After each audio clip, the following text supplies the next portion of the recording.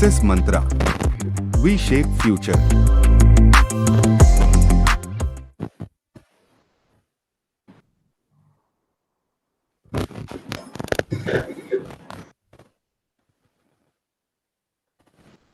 Hello and welcome back to our channel. My name is Ankita Singh and I am a teaching faculty along with Success Mantra. Success Mantra. So what we are going to do We in today's shape session, future. I hope कि आप लोगों ने thumbnail में देख लिया होगा. And in today's session with Rohit, we are going to analyze that how an aspirant can self-analyze the CLAT mock. And hello and welcome back to our channel. My name is Ankita Singh and I am a teaching faculty along with Success Mantra. Success Mantra. So what we are going to do in today's session, I hope welcome to our channel, and I just today's session introduction about yourself. We are going to analyze that how an aspirant can self-analyze the. I live in Kolkata. I'm currently I'm moving into my second year of study at NUJS, which is the National University in Kolkata.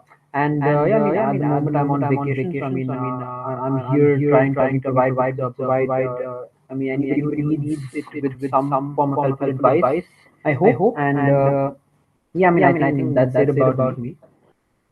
Yeah, I'm sure, Rohit, that we are going to we are going to utilize your vacation very nicely, and I'm sure that you will put the your tricks and tricks to our aspirant that how they can take their mock or how they can analyze their mock. So with this, my next question is the analysis of mock is even required, or one can only focus on the conceptual clearance? Right. So I mean. That now depends on whether you want to improve. So I mean, if anybody wants to improve, they would definitely, I mean, they should definitely look at analyzing their mocks, because I mean, you can give 100, 200, 300, even 500 mocks if you want. But then if you don't look at where you've made mistakes or where you've done well or which questions you've left out, how much time you've utilized, how much you could have done better. I mean, unless you analyze all of these different angles, the improvement aspect of it would definitely be lacking. So yeah, I mean, in terms of improving one's performance, analyzing would be very important. Okay. No, from this question, as you stated that analyzing mock is very much important. Rohit, can you just tell me now, there is actually a very chaos among the students कि शायद इस ये जो coaching है ना, इसका mock काफी अच्छा है, XYZ का कोचिंग का मॉक काफी अच्छा है, yet they are always very much confused that what kind of mock they should go for. So from this comes my question that how student must decide that which kind of mock they must go for. Right. So I'm not going to be taking any specific names here, because I mean, I think that would be some kind of an online violation on my part. But what I would say is that with regard to the mocks, I would say definitely do not limit yourself to just one kind of mock or the mocks for one institute, because all institutes that offer different mocks, they have different levels of difficulty, they have different levels of accuracy. So you'll see that in some mocks there's quite a few mistakes in the paper, in the answers that they have. In some there are other mistakes which vary in the area the mistake is in. So maybe the grammar of the question might be slightly confusing, maybe the answer is given wrong, maybe the paragraph is phrased in a way which you can't understand, and maybe there's some technical glitches or typos, which I mean, which is very obvious and I'd say expected thing with online mocks especially. So I would say don't limit yourself to the mocks of just one institute. I'd say, I mean, try your hand here and there.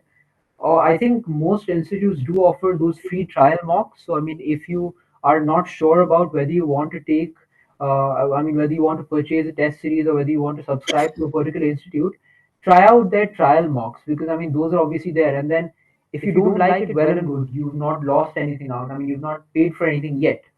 So that's just one other extra mock which you practiced. So I would say definitely try out different areas.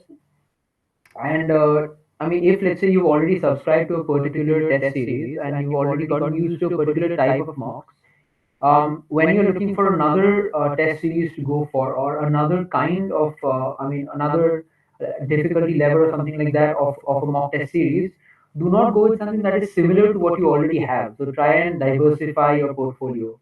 So, I mean, if let's say you subscribe to mock test series A and you're looking for a B here, then make sure that B is different in terms of its difficulty or maybe the pattern from A, because otherwise you're just doing the same thing twice. I mean, again, that is in itself okay, but then if you can diversify, that's a better option, I would say. Because let's say Yes. you're, yeah, sorry.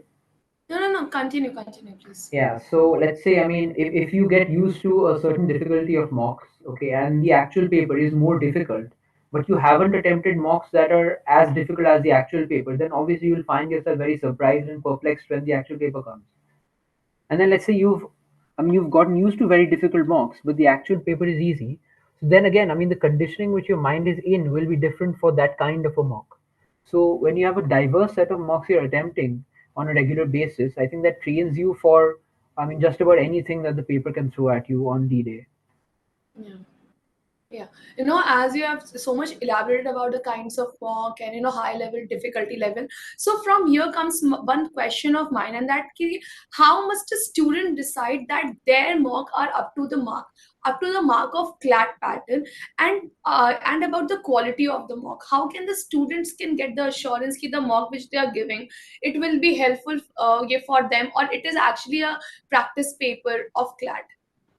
So with that, I think every mock is helpful. I mean, there is no mock that will be useless because all of these institutes, all of these people that give you these mock tests, there's obviously been some thought that has gone into preparing the mock test. So I mean, even if the paper has certain mistakes, even if it's very difficult, very easy, it's still practice. It's still you devoting 2 hours of focused time to attempting a paper that is going to be somewhat like the actual paper you're attempting.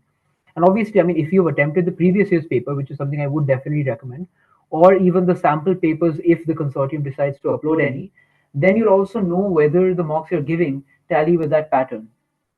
And I mean, they usually do because otherwise, these institutes, I mean, when they're selling their mocks, if the mocks are not accurate, they won't sell. So they'll definitely put some level of thought and effort into definitely, I mean, making the mocks as accurate as possible. So I don't think any mock would be useless. All of them would be helpful in one way or another. Okay. No, so since the whole session is about the CLAT analysis, CLAT mock analysis. So now let's come to the main question, Rohit. The main question is when to analyze mock and what to analyze in mock. Right. So when to analyze mock, I would say is right after you give your mock if you can. So I mean, if you've given the paper right now and you have time, I would say analyze it right now or maximum by the end of today. Because if you delay more, what happens is when you're going through the mock analysis, you're going through the questions, you're going through the answers in the analysis. If you've not given the paper within a few hours of the analysis, your mindset will have changed from the way. So like the adrenaline you had inside of you, the kind of questioning that was going on inside your head, that will have lost its, I'd say the train of thought will have changed. So when you have a different train of thought, you won't be able to connect with what you were thinking while you were attempting the mock. So I'd say definitely give the mock at a time when you will know what you were thinking while you were giving the mock. Because that way, what you can do is when you're looking at the answers and the questions in the analysis, you can Right. track back. You can look at what you were thinking while you were attempting that question. What kind of angles were you looking at? What kind of perspectives did you have at that point? And then if the answer is correct, fair enough. You'll know that train of thought was the right way of going forward. But if it's wrong, then you'll know what perspective you need to change, what different angles you must consider. And I mean, whether you've missed something, you can also look at that. So definitely give it within a few hours of the mock itself. Okay, Rohit, I'll interrupt you. I'll Yeah. take a pause from you for a minute because I have some announcement to make. Okay, so yeah, guys, for you, Success Mantra has partnered along with Olive Boat to bring the CLAT preparation at your doorstep, at the comfort of your home. And if you go and enroll in our courses now, you can avail the discount up to 50%. And what extra we are providing? We are providing that all through the sessions. There are other sessions also of toppers interview. Please go and see all those interviews. They can be beneficial for you when you will be taking up your CLAT examination. And since we are having Rohit along with us today, and if you find Rohit your suggestion and everything very much helpful for you people, then Rohit can be your mentor in your CLAT preparation, in your CLAT preparation journey. He will tell you the tricks and techniques. He will tell you what to study, what not to study. So to avail the guidance of Rohit, you can apply the coupon coupon code of Rohit and can avail the discount up to 5% more. Can avail the discount of 5% more. So the total discount by applying the Rohit coupons code and by 50%, तो पहले से आपका discount है, तो जो आप total discount अभी avail करेंगे, आप 55% का डिस्काउंट अभी हमारे प्रेजेंट कोर्स पे जाके अवेल कर सकते हैं. And if you're using Rohit coupon code or any of the toppers coupon code, then that topper will be your mentor all through your CLAT preparation journey. So go and avail this offer ASAP so that we can be your partner in acing your CLAT examination. Yeah, Rohit. Now coming back, my next question to you is, what is more beneficial? Analyzing the whole section, I mean analyze the whole paper, or analyze it on a sectional basis? Analyzing the mock on a sectional basis or analyzing the mock as a whole? Right. So now, I mean, I would definitely recommend analyzing the entire mock, because I mean, if you just analyze one section, then I mean that's multiple marks that you've left untouched. So I'd say definitely one should analyze the entire mock, but one should do that in I mean, in a sectional basis, which I mean pretty much everybody who does analyze mocks does. I mean, you won't read one question from one section and then suddenly jump to another question which is from another section before completing that section. And if you do that, I think that's a bit of a scattered way of doing things. So it might be helpful if, let's say, I mean, there's a very urgent question in your head regarding where you want to know the answer to a question and you don't know whether you got it right or wrong. At that point of time, I mean, you'll obviously find the urgency to jump to that question, whether it's in the section you're analyzing or not. But otherwise, I would say definitely the way to go should be to analyze section wise, because then you can have one compartment done with and then move to the next compartment. I mean, I think it's the most systematic way of doing things. But then again, I mean, everybody has their own way of preparing. I mean, I'm sure there's better ways of going about it than the ones I can suggest. But yeah, if you make it systematic, you're just making it easier for yourself. So when you have compartments divided in a systematic manner, you can deal with one and then the other. And then if you want to go back to it, you can always go back to that compartment and then put the others on a back seat. So I think that's what I did at least. My own preparation. Okay, so Rohit, we are getting one comment for you as well from Arihan Saraogi. Rohit the legend. Okay, so yeah, see the appreciation started coming now only. So go and use the Rohit coupons code. He'll be your mentor. See, he's already getting very much compliment from the audience itself. So yeah. Now, no, as you said that it's like, as per you mainly focused upon that, rather than going sectional, one should go for the whole paper. But if any but if in any case, if a person wants to analyze, like if a student he feels that he is good in English section, so he like that can be avoided ना. अगर किसी का English अच्छा है तो उसका analysis ना करके, अगर किसी का maths weak है या फिर legal weak है तो उसमें ज़्यादा analysis दो. So what is your suggestion, Rohit, when a person is analyzing the mock on a sectional basis? So I think I mean the thing you just said right now. If your English is strong, skip that and do the weaker section instead. I think that's an absolute no for me at least. Because if you're strong at a particular section, I think you should know why you're strong at that section. So you should revisit the thought process that you had while you were attempting that question. And I mean, obviously, no matter how strong you might be, you won't get full marks in that particular section in every paper. So you might as well get full marks very close to the total score of that section in one paper. I mean, you might get 30 out of 30 in one paper, but you need to know why you got 30 out of 30. So you'll still have to go back to those. You'll still have to look at the reasoning that the analysis gives, because usually these analyses they give the answer to the question and they also give a paragraph which reasons essentially, I mean, which states the reasons why that is the correct answer. So you should look at that, because often what we find is we arrive at the correct destination, but we take the wrong route. So we have to know that our route was also correct, that we also followed the correct thinking pattern. Because I mean, I might be thinking something that is completely different, but arrive at the same conclusion in a very lopsided manner. And that might have worked once, but it probably won't work again. So I think it's still definitely very important to analyze even those sections which one might be very strong at. I mean, even if it's one's best section, one should still analyze that section in every mock. Okay, so it's always a it always differ from a aspirant to aspirant, but it's actually a very common question asked by all the aspirants to all the achievers. And the question is that how many mocks must be sought during the course of aspirants preparation? So with that, it's a very diverse thing, I think. I mean, Yeah, if you as I mentioned interview, before. Yeah. yeah, I mean, if you interview I mean, if you interview 10 different people who've cracked CLAT, those 10 different people will have 10 different numbers of mocks they've given.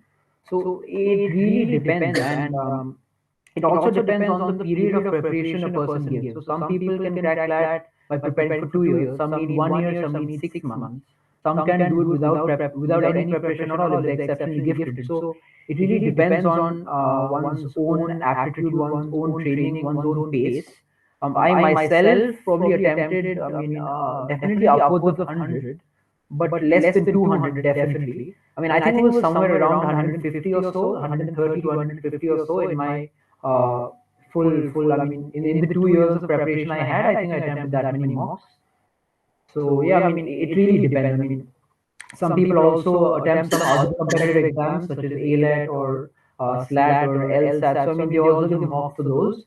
And sometimes if the papers are interrelated in terms of their syllabi and their subject matter, then giving the mock for one paper might also help in the preparation for another paper. So I mean, it's really something to consider, and it's something to look at within oneself. I mean, how much capacity does one have? How much time does one have?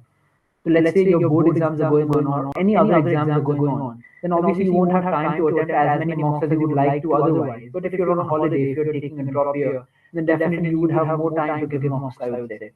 Yeah, so we So are having a list of appreciation stated in front of me for you, Rohit. So I'm reading by name.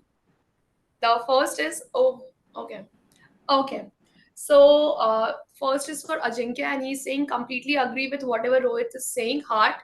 Now the second one is from Sachin Garg. Thank you, Rohit Bhaiya, for the tips. Then Animesh Depanshu, ये Deptanshu, अच्छा, Animesh Deptanshu Dash, ये Dash, he is stating Rohit sir is the best. Sachin Garg, okay, okay, fine. Malika Sharma, thank you, Rohit sir. You are so helpful, so happy, so grace. This is so amazing. You are a genuine topper. Now, okay, fine. We are having one genuine question, Rohit. Arihant Sarogi, he is asking, Rohit, how to tackle the legal section? okay, so I mean, if anybody hasn't caught on, a few of these people were friends of mine, so they already know who I am, which is why the context of these comments might seem a little absurd to other people who might not know what the context is. But otherwise, That's completely fine by us, Rohit. That's yeah, not yeah, at all. but But yeah, please do put your words in the scenario that how can legal section be tackled by the yeah, for students. sure, for sure. Always legal section is always a very much क्या बोलूं वो उनके problem का ही पूरा वो रहता है. So this Yeah, is for sure. So I mean, legal section. I think so far with what the present pattern is at, I think the legal section contains the most number of questions. Apart from, I would say, I mean, GK is the only section that comes close to it in terms of number of questions. I mean, I think it's either two questions less or two questions more in either of those two sections. So with the 36 to 40 questions that are there in GChem, sorry, are there in legal aptitude, I think it's definitely a lot of marks to go for, and those marks are all quite achievable, I would say, because with the legal section, I mean, previously it used to be more inclined towards legal concepts, but now I think with the passage based pattern, it's tilted a little more towards, I mean, not just the concepts but also having a basic level of awareness regarding legal happenings around the world, or at least inside India for sure. Because I mean, let's say a very important amendment is passed, or a very important act or bill is, I mean, being discussed in the parliament or being discussed by newspapers, news channels, things like that do become important. Because I mean, I remember back in our year when we were preparing 2021, things like uh, the abortion, I mean, the amendments regarding abortion were being passed. So those were very, very important. The termination of pregnancy bill of 2021, I think it was. So things like that become very important because the very fact that they are being discussed extensively means they should also be in an aspirant's mind. And I mean, apart from that, having the legal concepts prepared well definitely helps, because even though the current pattern is a passage based one, aspirants will notice that, I mean, in the mocks or in the actual paper there will definitely be passages which are essentially just disguised as passages, but what they're doing is they're essentially stating a legal principle. They're stating, let's say, what a contract is, or what the tort of defamation is. So that's what the whole passage is. And then if you've actually read those concepts before, if you know about theft, if you know about battery, if you know about robbery, if you know about what a contract is, if you know about the postal rule of contracts, if you know things like that from your preparation, then what happens is you can afford to skip reading the passage in the actual exam. So if you look at the passage, you see it's about a particular topic. You don't have to go through the entire 400 to 500 words of the passage, because that will definitely consume 2 to 3 minutes of your time. And after those 2 to 3 minutes you'll go to the questions, which are also mini passages in themselves. That just wastes a lot of time if you've not tackled these issues before. So I'd say preparing the legal concepts well definitely helps in this regard. Whether that's through a coaching institute, whether that's through other mentors, whether that's through, I mean, through your own sources, whether that's the internet or otherwise, I think it definitely would help to get these legal concepts right. And apart from that, as I said, there's going to be some contemporary issues that are being discussed. So with those, stick to the passage is going to be very similar to the English section, I would say, because it's reading comprehension. I mean, it's going to be something picked from within that passage. So with those, it's just careful reading and fast reading that helps. So I mean, overall, as a whole, the legal section, it would probably be, I mean, conceptual clarity and a lot of practice, just a whole lot of practice. Okay. No, so Rohit, you also been the aspirant of CLAT. So, no, you might have also observed the people, your counterparts that time, that they were very much scared of maths. Okay. So आधे को तो लगता है कि चलो maths का section छोड़ देते हैं, and few people think कि चलो जितना होगा उतना कर लेंगे. तो people generally aspirant of CLAT, they always is in a mood of skipping the maths section. So can you please explain how to improve maths? And the second question to you is that will it be wise to leave the math section in reference of saving the time? Right. Will it advise? Yeah. So I think I'll attempt your the last part of your question first, because I think that's the easiest thing to easiest thing to respond to overall. Um, the only way, and I mean, a person who's attempting CLAT can get away with skipping the math section if they're exceptionally good in all the other sections, which, I mean, some people definitely are. I mean, in my college, some of my classmates have actually done that. They didn't attempt the math section in depth, but then they were excellent at the other sections, so they got away with it. Which is, I mean, it's definitely the case for some people, but for most it probably isn't. For me it wasn't. I mean, I also faltered in the other sections, and I also had that escapist mentality with regard to math.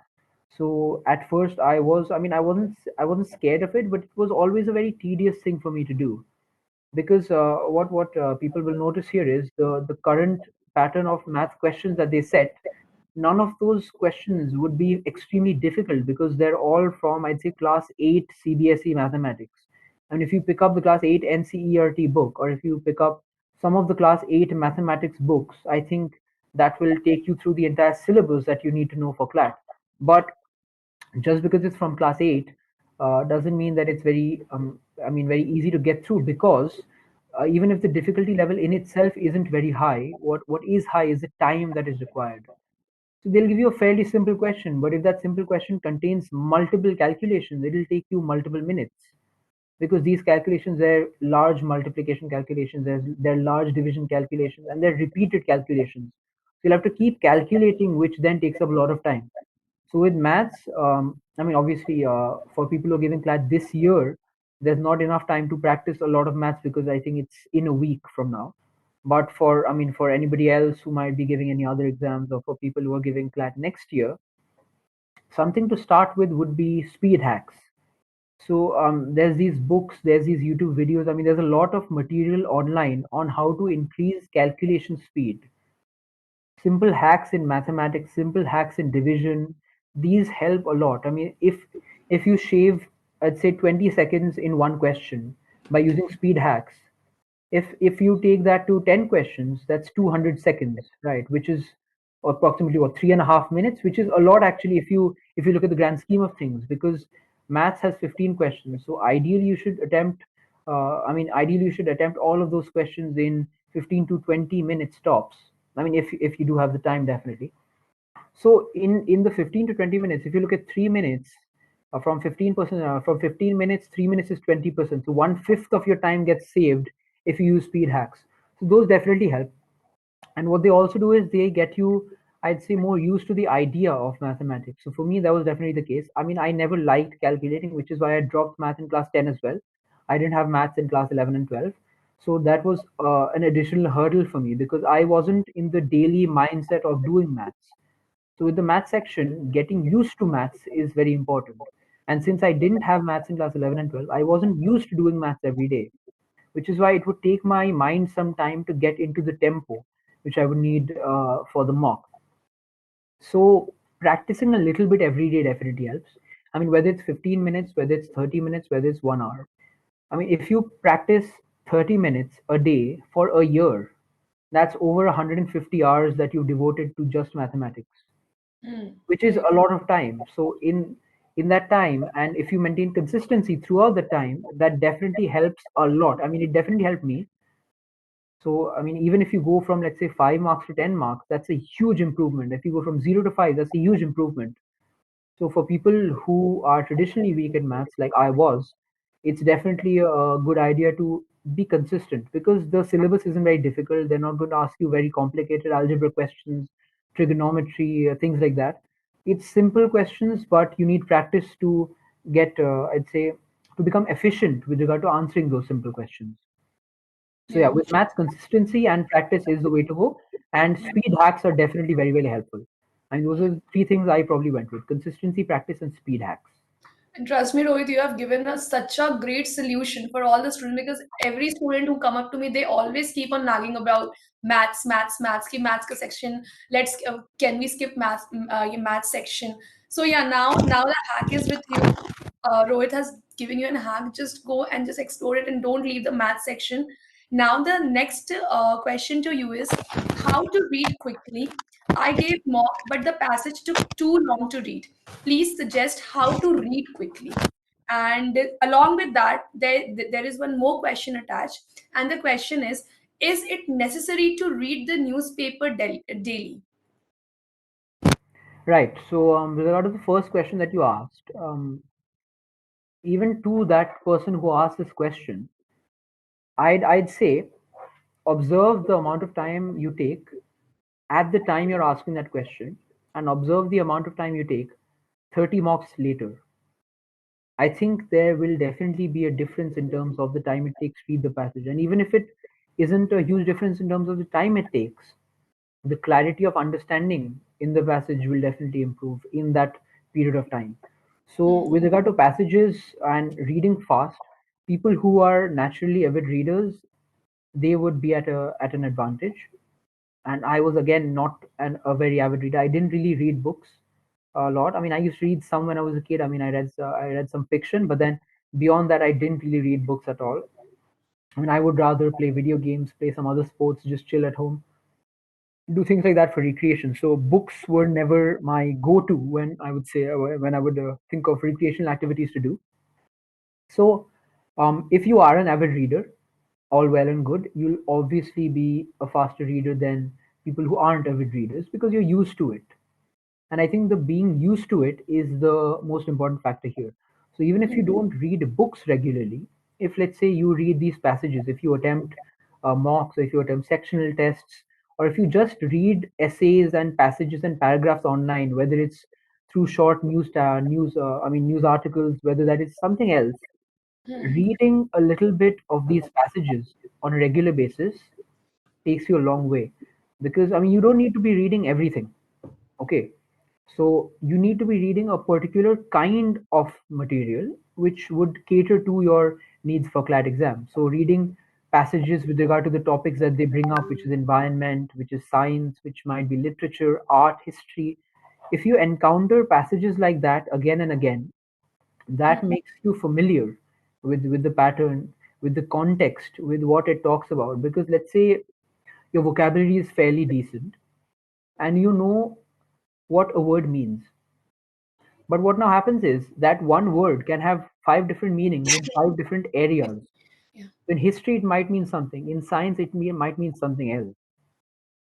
Right? I mean, even if we look at the word evolution in biology, it means something, but in other areas, it might mean something that is a little different. Maybe not too different, but a little different. And these subtle differences make a huge difference in terms of these passages because they often ask vocabulary questions as well. So definitely, familiarity with the subject matter helps. And for those who don't read books regularly, this definitely can come through mocks. It might come through other sources as well. But for me, it came through mocks and sectional tests. So I made it a point to every day, at least, try to do one sectional test or a mock. So whether you attempt a sectional test in legal aptitude, in English, or in logic, when you're forcing yourself to read five, six different passages of that length, of that 500, 400 to 600 word range, and you do that every day for a year, again, what I said was that consistency is the key. So here, that consistent effort will make a huge difference. And with respect to the question about newspapers, reading newspapers is something that people have as a habit. I would say if you're reading a newspaper for CLAT, not the best idea because unless you have the habit of reading newspapers, it will be a little tedious, time consuming, and often even irrelevant or I'd say redundant in terms of CLAT preparation. So if you want to read newspapers to know things, do that. But if you want to read it for CLAT, probably not the best idea. I mean, there's more efficient ways of dealing with things. So with reading, definitely newspapers are a good source. So if you read one of the editorial articles or if you read the editorial articles for a particular day, you've definitely read something which will be very similar to what you face in the CLAT exam.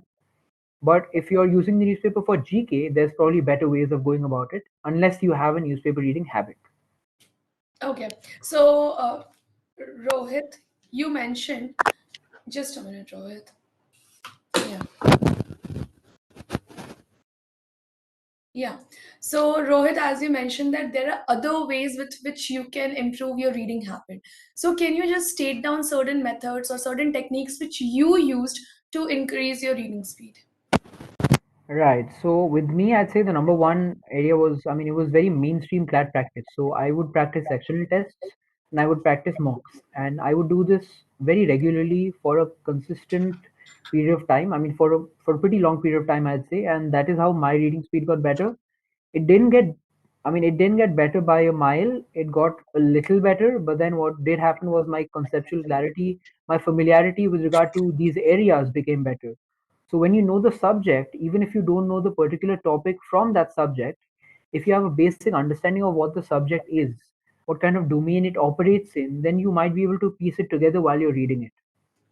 So if I've read a lot of history, if you give me a piece on, let's say Australian history. I don't know much about Australian history, but I have read a fair bit of history in my time. So when I would read that piece on Australian history, since I know how the flow of paragraphs goes in these historical pieces, in the pieces on history, I would become familiar with what that passage is talking about as well. I'd be able to understand what it means, even if I haven't, if even if I hadn't had experience with that particular topic in specific.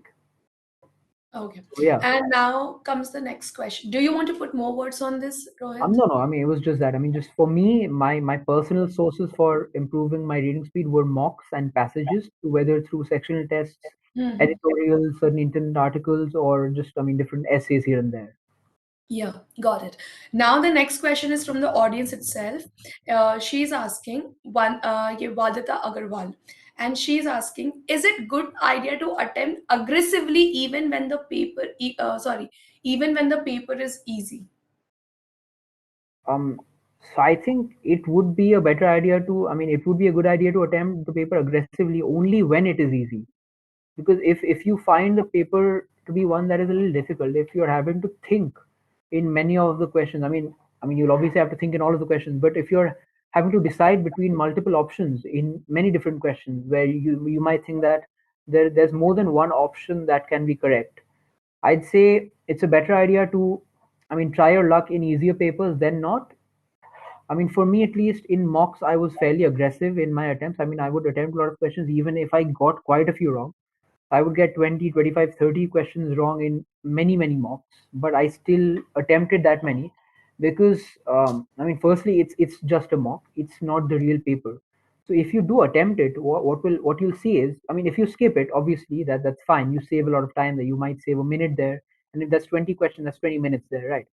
But if you do attempt it, if you take the effort of thinking about what the answer might be, and if you do attempt it, that might not be the smartest thing to do in the actual paper. But what happens in a mock is, since a mock is meant for practice, if you put yourself through that thought process, even if you go wrong with it, when you analyze your mock, if you go through the analysis, if you look at the reasoning they've given, you can track back and compare what you were thinking and what the answerer is thinking.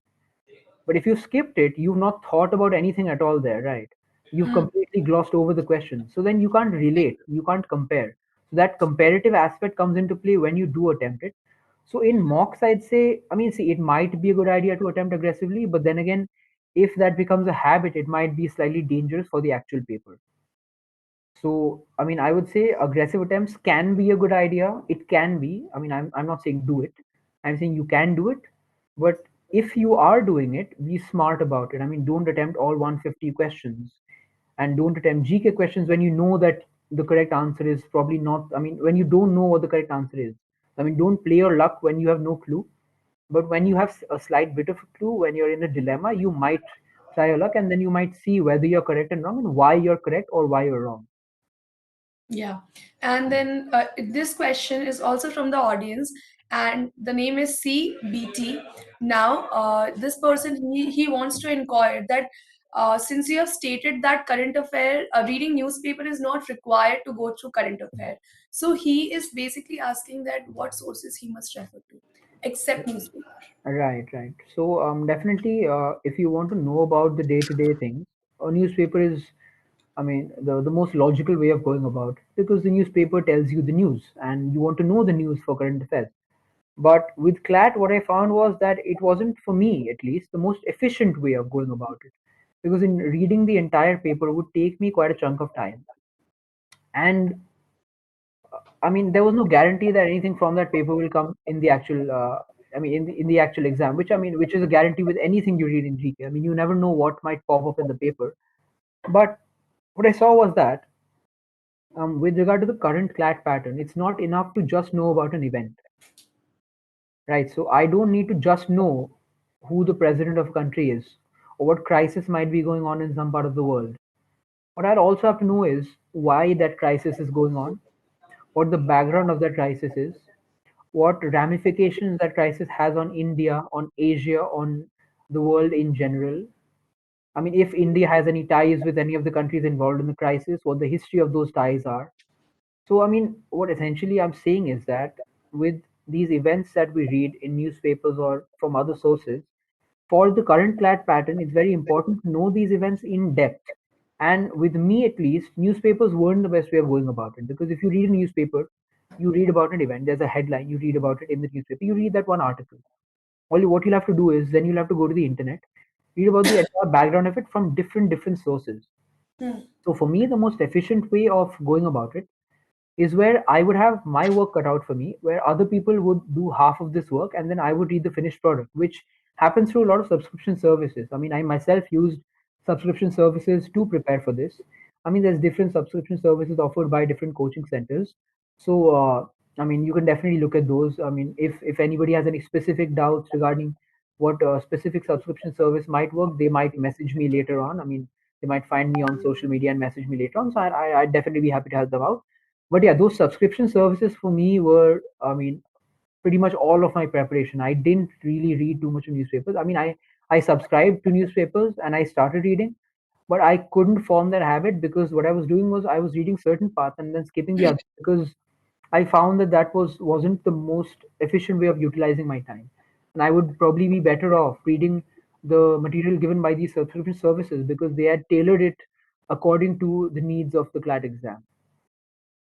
Okay, so Yeah. here comes my next question to you. That please explain to our listeners that how CLAT mock are helpful in practice and in preparation. Right. So if anybody has been watching the session so far or plans to watch this session and has reached this point after watching the previous section of it, I've mentioned the word mock a lot of times. And there's a reason for that because, I mean, with regard to CLAT at least, mocks were the single most important aspect of my entire preparation journey. I mean, probably over 90% of my preparation was tailored in or around mocks. So mocks are extremely, extremely important, even if it's a person who is just starting off with their preparation. Let's say they still have 2 years or 1.5 years to go before the CLAT exam, and they haven't prepared a lot yet. I mean, they've just started, let's say, a few weeks ago or last month. What happens then is, I mean, with me at least, this happened as well. I didn't want to give mocks at the start because I knew that I was going to perform poorly. I knew that I wasn't well prepared because I just started preparing for the exam. So I thought maybe I'll prepare a little more. Maybe I'll sit out through my coaching classes or through my other forms of preparation for a few more months. And once I'm a little more prepared, I'll start giving mocks. Hmm. But that's probably not the best mentality to have, and I had to change that as well because other seniors told me what I'm saying right now, which is that even at the start of your preparation, if you get a zero in a mock, you've still sat through those 2 hours of the mock test. You've still gone through what the paper is about, and what that does is it familiarizes a person with the actual common law admission test. So if you familiarize yourself with it beforehand, you're not going to be surprised or taken aback in the later stages, and you're going to be very used to that whole routine, I'd say. I mean, the 2 hours of, I mean, not just attempting the paper, and not just those specific 2 hours, but the little bit of time before it, where essentially your mind gets ready. I mean, let's say you're sleeping, you've just woken up, it's going to be very difficult for you to give a mock. But if you've given many mocks before, your mind knows how to get ready. So Yeah. there's an automatic instinctual system that comes into play. And your instincts work a lot better if you're used to the domain that you're entering in. I mean, I would be much more comfortable walking in my own house than walking in the jungle, but that's only because I've walked in my own house my whole life. So it's essentially like that. Make the CLAT exam your own thing. I mean, put yourself in that zone, in the entire context of it, day in, day out. And even if you aren't great at in terms of the mock scores or in terms of your preparation, or you've just started preparing, even then giving a mock is a good idea. Okay, so here comes my another next question to you. That how to deal with the different stages in the mock test preparation. When should one feel confident at his or her preparation? Any benchmark you would like to set on this? Absolutely not. I mean, I don't think it's a good idea to set a benchmark because it's actually quite a dangerous thing to do for most people because different people are at different stages of their preparation. And if I now tell you one number or one score, what will happen is you instantly start comparing yourself with that score. And I Yeah. think that's not the best way to go about it. I did it myself, but I found it much more, I'd say, peaceful when I was competing with myself rather than others' mock scores, or when I was competing with myself rather than a number.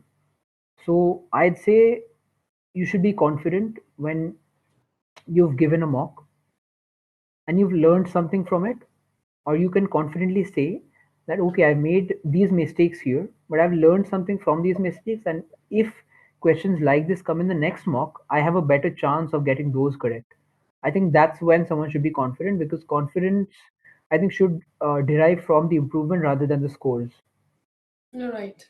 I Yeah, I totally mean, yeah. So comparing yourself with a specific number might not always help. Compare yourself with your own scores. Try and improve. I mean, obviously, improvement doesn't always come, and especially if you're giving diverse mocks of different difficulties. If a more difficult mock comes, you'll get a lesser score. So ignore that. I mean, don't put too much focus on the score. Don't stress out too much about the rank either. That's also another dangerous thing people do. And especially in online mocks, people look at their ranks and they compare themselves to the ranks that have come before them. that is also another dangerous thing to do, because what you'll notice is some people have extraordinarily high ranks, which are actually impossible in the actual exam. And it doesn't take much to realize that they've obviously copied a lot of their answers from somewhere. I mean, they've either used a calculator to get through the math section, or they've looked at the internet for certain GK questions. But I'd say please do not do that. I mean, even if that might give you 10 or 20 marks more, these marks will never matter. So if you put yourself through the process of not knowing it, what still happens is you're putting yourself in that thought process. You're trying to make your mind figure out what the answer is. And even that attempt, whether it is a failed attempt or successful attempt, is better than not attempting, not putting your mind through that process and instead taking the easy way out by using a calculator or by using the internet. So yeah, with regard to the confidence, yeah, just stay true to yourself. Be confident if you think you're working enough. If let's say you're not working enough, if you're slacking off, then push yourself. You should know that you're slacking off. Don't slack off and let yourself slack off completely. Be aware of how much effort you're putting in. If you think you have room to put in more effort, do so. But if you're already at your limit, don't overexert, because that will do more harm than good. Hmm. Yeah. Right. I No, mean, it's a so very, yeah, yeah. Please continue. no, I was just saying that it's a very personal thing.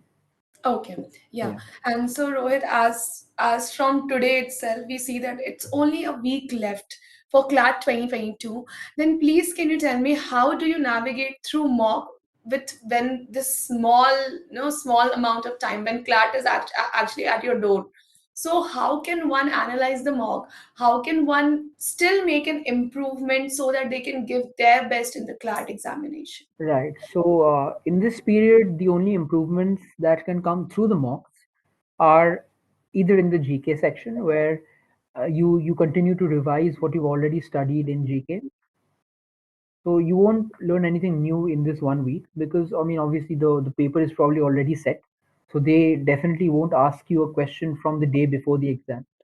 The question that they will ask will come from areas that have already happened, from events that have already occurred in the past. Within probably 1 year, I would say. So revision in that area would probably help. Even if let's say you look at a certain event that you've read about, if you revise it, reading it for the first time right now won't help a lot, but revising it will definitely help a lot. Because let's say you've read it, but you read it 3-4 months ago, and you revisit it now. Even if you knew what the basic outline of the event is, if you suddenly look at one particular fact which had completely crossed your mind, if that fact now gets embedded in your head, there's a good chance that that might fetch you that 1 mark in the paper. And Yeah. it's not just that one fact, right? It's multiple events, it's multiple such facts which you've already read before, but they might have crossed your mind, or they might have, taken the back seat. And when you look at them again, you might think, "Acha, yes, I had looked at this before, and this is what the event was. This is the fact that I couldn't remember later." So things like that help in GK. Apart from that, in the other sections, not much improvement can take place in 1 week. That's something that I am of the opinion of, at least. Other people might suggest otherwise, they might have other methods. But according to my own methods, in the other sections, not much improvement scope in 1 week. In math, there might be a little bit. If you forget certain or something like that, you can go through those again, just to have them absolutely set in stone, so that there's no scope for you. Also, the 15 to 30 minutes, or 1 hour, however much of math practice is being done, if that practice continues for at least 3-4 days, 3-4 more days now, you can still keep your mind in that tempo, and you won't, I'd say, lose practice. There's a term we use which, when we say that we are out of practice or something. So make sure that you're not out of practice when it comes to maths. So the 15 or 30 minutes of maths, even that little amount for 3 or 4 more days would definitely go a long way. With regard to mocks, I would say don't give many mocks this week. One maximum two probably. But especially in the last 3 days or 4 days, I would suggest against giving mocks, because let's say you do give a mock which is 2 days before the GLAD exam, and you perform badly, that will play into your mindset, and that will hit your confidence very, very hard. No matter Hmm. how much you say that mocks don't matter, that the scores don't matter, and they don't, they really don't. but your mind will still have that memory of that very recent memory of that bad mock. So your confidence will have taken a hit that even after all this time of preparing, 2 days before the exam, I am still not performing well. That is what your mind will think. But that is actually not true. In that whole journey, even if your last mock has a bad score, whatever you've learned, whatever you've improved in, whatever mistakes you've made, if you've learned from them, that will take you a huge, huge way. So definitely not too many mocks this week, one or two tops, and no mocks in the last few days is what I would suggest. I mean, obviously, if you do think you can go for it, then go for it. But I would suggest against it. I would suggest relaxing a lot in this last week. You need to let your body and your mind rest. Don't exert yourself in any way. The exam is coming. Yes, it's coming, but there's nothing more I mean any aspirant can do at this point. What they've had to do, they've already done. So right now it's all up to what the actual paper will ask them. Their own part has been fulfilled so far. So yeah, I mean relaxation is the key for me myself. I remember that in the days up leading up to the exam, in the last few days, I really put a lot of importance on rest. The very day before the exam, I didn't touch anything remotely related to CLAT. I mean, the last thing I read regarding that was probably some GK revision, which I did 2 days before the exam. And the day before, and I mean, after reading that, I put down my laptop. I said, okay, this is it. Tomorrow I will do nothing. So I played, I think, 5, 6 hours of video games. I hung out with friends. I probably played football, I think, just before the CLAT exam. So do things like that. I mean, do things which make you happy, do things which help you relax, maybe watch a movie or something, your friends, whatever it is, whatever your go-to recreational activity or whatever you go to relaxation spaces, I would say aspirants should head to that relaxation zone and rest their minds and bodies in the last few days. Okay. Now, since you have put in so much word upon the D-Day, so here came one question from Harish, and he is asking how to prepare us mentally for D-Day. Right. So that's exactly what I said. I mean, if you've given enough mocks, what is the CLAT paper? I mean, it's just another paper which you'll have to. I mean, the one difference is probably you'll have to go to a center to give it, but it's just another mock paper. I mean, it's not going to be any more or any less difficult than the normal range of mocks. It might be a little bit lengthier or a little bit shorter, a little bit more difficult, a little bit easier, but it's not going to be anything extraordinary. It's going to be something within the normal range of operation, and it's just another paper, which is what I would say is, I mean, if you've given enough mocks so far for any aspirant, it's going to be just another mock for them. I mean, that's the way I think they should approach it. um Rest is definitely very, very important because it's very easy to feel nervous or anxious right after the exams, and to an extent that is necessary, because unless there's a certain bit of adrenaline inside oneself, that push or that urgency might not come. But beyond a certain point, that level of nervousness doesn't help. It only destructs. Okay, so it only breaks a person's mind down bit by bit. So it's definitely better to say, okay, this is an exam. It's a difficult exam. It may or may not determine which college I get into. But I've given exams like this before, and that's what the mocks are for. They're for familiarization. So I'm already familiar with what it's going to be. It's going to be something similar to what I'm used to. So, I mean, there's nothing to worry about really. And the people who are giving the exam, they are all in the same position as I am, right? I mean, they're all people who are anxious. They're all people who are nervous. I mean, unless they're exceptionally gifted and they know that they're going to crack it. I mean, there might be people like that in this world. But I mean, apart from that, very minute percentage of the population, most people operate in the same range. So, I mean, any aspirant is going to be going into the exam hall with other aspirants. None of them have done it before, right? And even if they've attempted CLAT before, they maybe want a better result. So they're all aspiring for something. So nobody has already achieved what they are aspiring for, which makes it a level playing field, I would say. I mean, obviously, some people might have more means or more preparation or more, I mean, technical support, more monetary support than others. But then again, I mean, that's really something that is a reality of life in general. So everybody has made the best out of what they've been given, and that's how they're going into the exam hall to attempt just another paper similar to the mocks they've given. Okay. Now, we are having one question from the audience, but I'll merge that question along with my question. Okay. Sure. So, yeah. So the question is, yeah, Rohit, can you please tell us about your experience in NUJS? So, can you just motivate our student along with your experience so that they can give their best? From your experience, they can also rejoy the memories and they can also see that what is coming for them. Okay, so state it and just motivate them about CLAT 2022 because because it is just 9 days to go for the Correct, correct. examination. Yeah, So please put your words on this. I'm not sure if I describe my NEJ's experience. I mean, I'm not sure it'll motivate anybody. It's almost a sense of disillusionment, I would say, because we have this idea of what college is and how these NLUs are like a huge deal. But what people actually will realize upon entering these is that these are government colleges. They have very obvious flaws that all government colleges in India do have. But what they also have is diverse groups of exceptional people who will surround you day in and day out.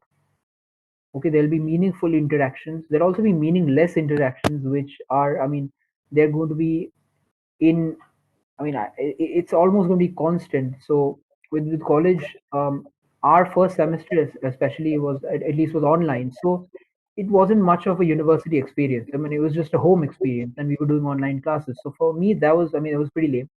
It was quite boring. I would find it very difficult to sit through classes every day. But upon entering the university in the second semester that we had this spring, it's a whole different world. I mean, there's all these people who've been there and done that, and you're being surrounded by all of them. They come from diverse backgrounds, from diverse areas of the country. They have diverse perspectives. It's very interesting to see how all of that. Um, I mean, it's there's this saying. I mean, it's what is it called? It's called a melting pot, I think. So these universities, they probably be a melting pot of different cultures, of different perspective, of different, I mean, experiences, and I think that's the beauty of it. Really, there's not one, I'd say, mundane thing there. I mean, everything has some or the other new angle to it that you probably haven't experienced before. I mean, there's definitely a lot of fun involved. There's so many activities to do. There's activities that are academic, and there's activities which are extracurricular. There's cultural activities, sporting activities. There's a lot to do overall, and I think that's what all of us are really doing. I mean, I'm in college, but I'm still finding myself. I mean, I don't know what I'm going to do for my future. I don't know what I mean, what the future holds for me after my next 4 years of university. So I'm still finding myself, and I think that's the journey that anybody who enters any college, I mean, not just my college or any other national university, but any college in general should go through, I would say. I mean, just see who you are, find yourself, find what your passion is, go after that passion. And I mean, things like that, it becomes clearer when you're in college. At first, it might be, I mean, it might be very hazy because, I mean, for me, myself as well, I mean, I don't know what I'm going to do. And that might seem like a big variable factor. But the very fact that I don't know and I'm okay with not knowing makes it better because then you just go with the flow and you go with every day. I mean, you take every day as it comes. So things like that, I mean, it's definitely something that the college experience holds for everybody. No.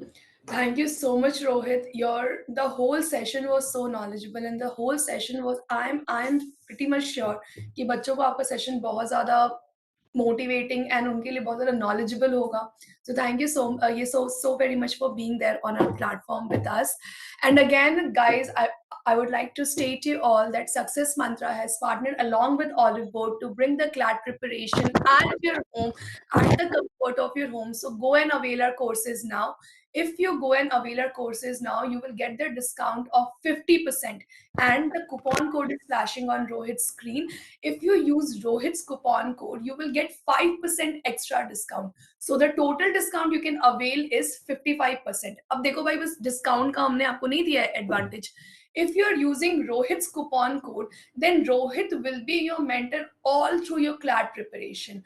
So he will tell you the tricks, techniques, what to do, what not to do, how to prepare, what not to prepare, how to go to the section, how to analyze mock, and each and everything, every minute thing, you will be guided by Rohit itself. So go and avail our courses now and help us being your mentor to ace the CLAT examination. Thank you so very much, and thank you so very much, Rohit, for being on our platform.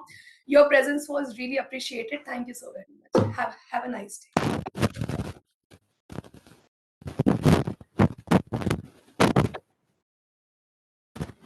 Okay, thank you.